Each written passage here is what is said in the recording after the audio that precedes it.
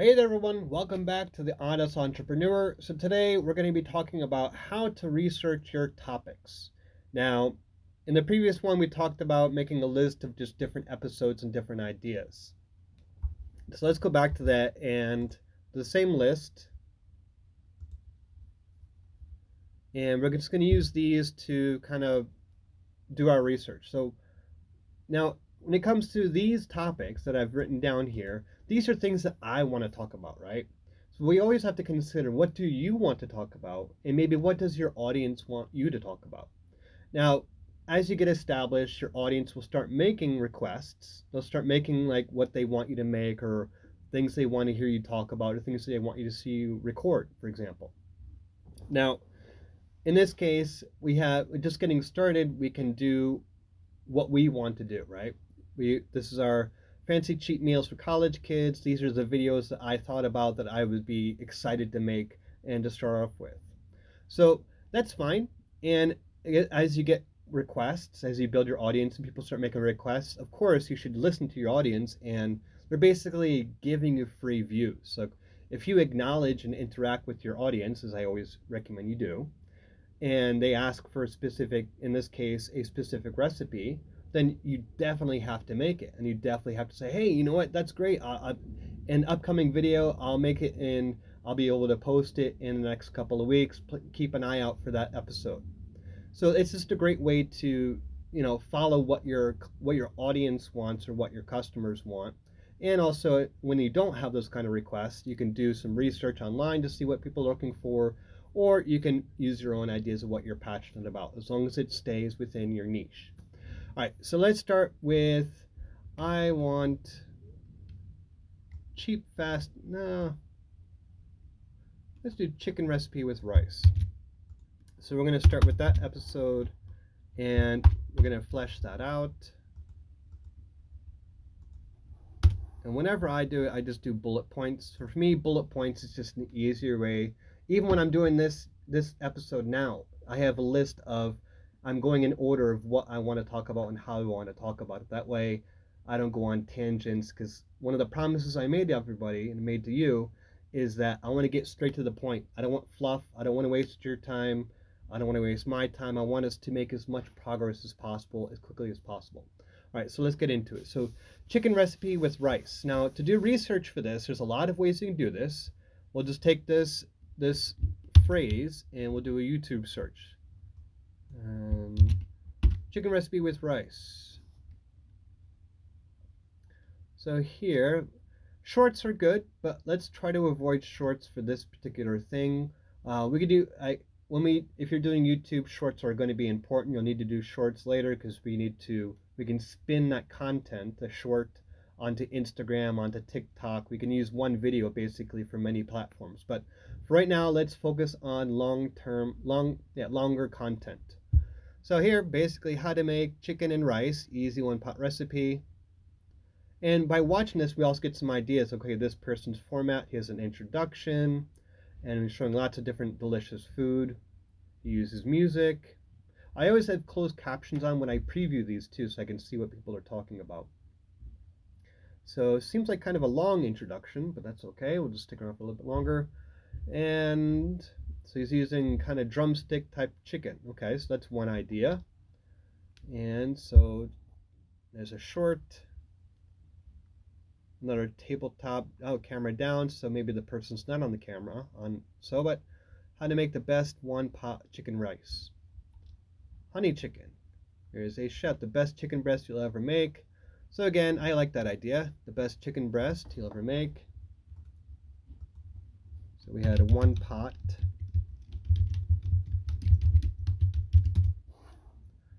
The best chicken breast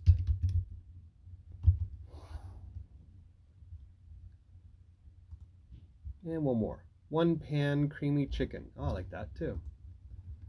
One pan creamy chicken. So basically, what I'm doing with all these are giving me ideas of how I want to flesh out my recipe. And these are just, and like, obviously I'm not stealing their information. I'm not going to copy their stuff, but it's just giving me an idea of what direction I want to go. because as you can see in all these videos, 218,000 views 9 months ago, 6.3 million views. So this is honey chicken, I didn't write that one down, but 3.3 million views in 1 year ago. So it's just giving me some ideas of what people are looking at, what people are watching. So I want, when I do my video, when I write out the content, that's the information I'm going to go. But let's take it a step further, and chicken recipe with rice, do a Google search. So one pot chicken and rice. So one pot seems to be really popular. So when I create my video or I create my blog post, it's important probably that I want to use one pot. So I'm going to say one pot. I'm going to underline that. So I want to know one pot is important. Okay, so let's say I do a lot of research, I have a lot of information, but let's move on to another tool. This is really popular and really helpful too. It's Answer the Public. Now what Answer the Public is basically whenever somebody does a search online, whenever they search for something, Answer the Public collects that specific search term and the words and the phrasings that are used. So by using Answer the Public, which is a free system, I always recommend using free, you can do 3 searches a day if you register. It's simple, just use your Google account, it's free. And let's put in the keywords, chicken recipe with rice. So it says use 1 to 2 words for best results, but more is okay too. So chicken recipe with rice, United States, in English. Now you can choose between Google, YouTube, or Bing. I always use Google, because if you use YouTube, it's only going to target YouTube searches. But if you use Google, it's going to target YouTube, it's going to target podcast, and it's also going to target different blogs or specific websites. So just do that, chicken recipe with rice, and do a search. And what this is doing, as I said, it's going to find all the searches that people have performed, I think within the last month. I'm not sure how long it goes back, but it's basically going to find all the phrases and all the keywords that we need. So as it says, 635 results, seems to be a pretty popular search. And it comes in this format, which is pretty cool, but for me, it's a little bit difficult to read, so I always switch to data.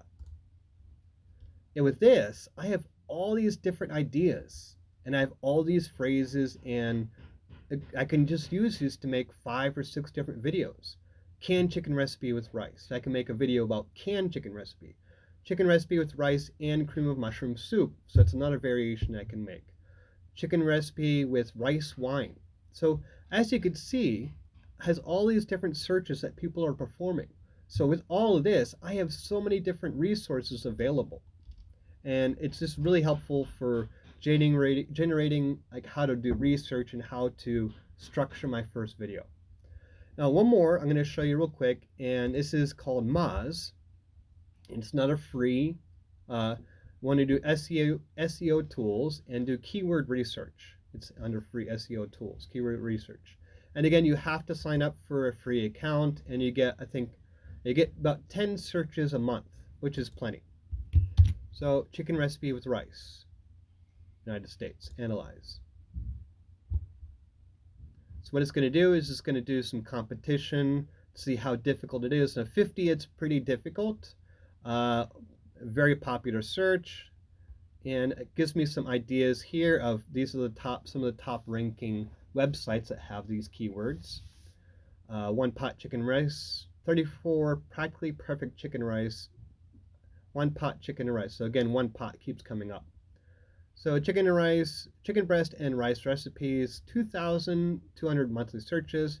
Chicken and rice recipes, 55,000 searches. So let's do keyword suggestions.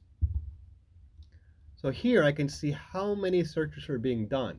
But when you have 55,000, it's probably going to be pretty competitive. But like I said, we're just trying to get ideas for our research.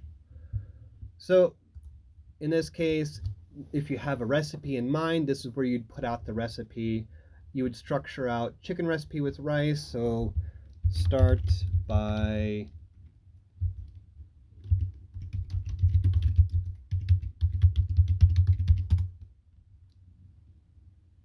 and we just list out all the steps we're going to be doing for our recipe.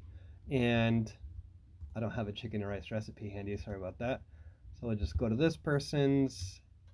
Now, of course, I'm not going to copy this, and I don't recommend you do this either, but you want to look at how they're structuring theirs too. And when you do your own blog post or YouTube channel, you want to have this stuff ready to go.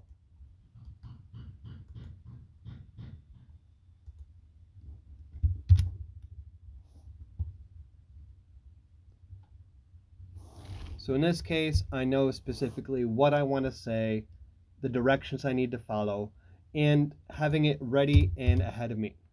So let's go on to one more example before we move on and wrap this up. So let's say we're going to let's go back to piano. And I did this search, piano for dyslexics. So again, maybe, like I said before, maybe you're trying to do a piano channel where you want to teach piano, or you want to just demonstrate your piano skills. But in this case, we're going to do how to teach piano. So you have an idea, you did research, you want to teach dyslexics, people that have dyslexia, and want to teach them how to do piano. So again, just doing research, okay, 276 views, not too popular, 5 things to know before teaching piano to students with dyslexia, 1,000 views 2 years ago. So it's not a super popular title or topic, but it does kind of establish you as a teacher, and it's somewhere to get started. And if you're going to be teaching piano or talking about that, you want to. So your channel is going to be about teaching piano to kids with disabilities, for example. Maybe that's your focus. So my channel will teach kids simple, fun ways to play and learn the piano.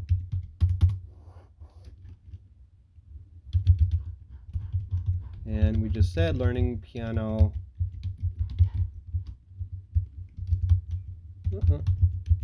Learning piano for dyslexics. What is dyslexia? Can people learn the piano if they have dyslexia? Keep putting the C first. Tips and tricks for learning the piano with dyslexia. Got it on top. So again, I just keep making a list of these different topics. Then I take learning piano for dyslexics, keyword, go to YouTube, go to Google, go to Moz,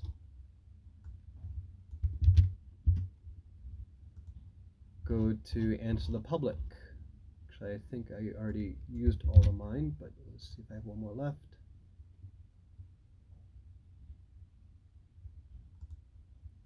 So learning piano for dyslexics, data not available. Okay, best instrument for dyslexics, 132.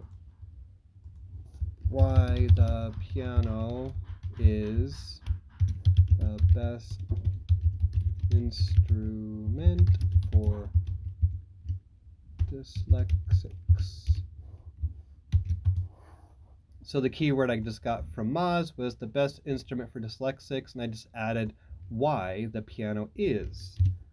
So it's again adding to the research and using the keywords and kind of structuring the episode or the blog post in a format that will be readable easily for other people. Okay, so take this information, do the research, kind of expand it out, because when it comes to recording, when it comes to writing your blog post or recording your podcast, what's really important is you want to have everything done in front of you, everything within easy reach. So when you get started, when you hit the record button, you can just go with it. You don't have to stop like, oh, I forgot to research this. Oh, I forgot to get this. Oh, where's my note about this? Oh, where's my note about that? What you want to do is have everything ready, like I do. Like, for example, here is my note that I've been using since I got started recording this episode. So that's something I recommend you do too. So do the research, keep it focused on your topic, and most of all, have fun with it. Okay, so I hope this helped, and I hope this helps you researching your content. And so, as always, I hope you enjoyed this episode. If you like this, please like and subscribe. Please share it with as many people as you can. If you know somebody's going to be starting a YouTube channel, or maybe they're struggling with they're already started a YouTube channel and not really getting any traction, share this because I'm going to have a lot more resources, a lot more ideas to help you start and get structured, get organized, and keep things as simple as possible. Okay, so thanks a lot, everybody. I'll see you next time.